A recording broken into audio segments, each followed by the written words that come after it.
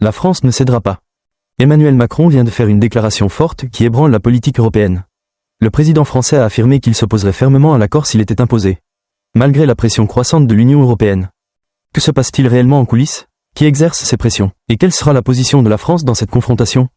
Analysons maintenant la situation dans son ensemble avec France News 2026. Je perçois ce dossier UE-Mercosur comme une situation politique complexe, où Emmanuel Macron ne se contente pas de s'opposer ou de soutenir un accord commercial, mais tente de concilier les pressions internes et ses obligations au niveau européen. Tout d'abord, la déclaration du président français lors du Conseil des ministres, selon laquelle la France s'opposera fermement à un accord imposé par l'UE, marque un net changement de ton. Auparavant, Macron était généralement considéré comme assez ouvert aux accords de libre-échange. Mais cette fois-ci, j'ai le sentiment qu'il privilégie les intérêts politiques et sociaux nationaux. Le mouvement paysan du sud-ouest de la France ne se résume pas à une série de manifestations isolées, mais témoigne d'un profond mécontentement. Les agriculteurs craignent une concurrence déloyale et le sentiment d'être sacrifiés dans un accord perçu comme une forme de mondialisation, mais dont les bénéfices ne leur reviendront pas forcément. Les trois conditions posées par la France, mesures similaires, clauses de protection et de contrôle, ne sont pas, à mon sens, de vains slogans. Ce sont les lignes rouges que Macron peut brandir pour montrer aux agriculteurs qu'il se bat pour eux.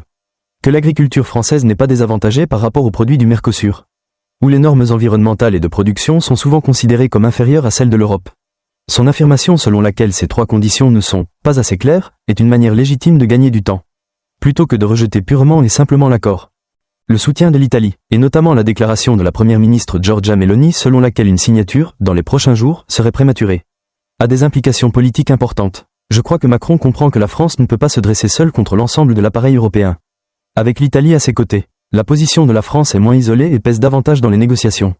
Cependant, je perçois aussi les limites de cette alliance, car le rapport de force au sein de l'UE penche actuellement du côté de pays comme l'Allemagne et l'Espagne, qui insistent pour que l'accord soit signé au plus vite.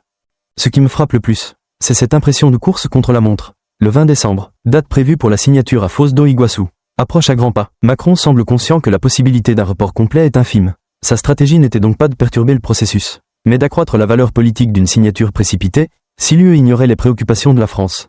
La responsabilité n'incomberait plus à Paris.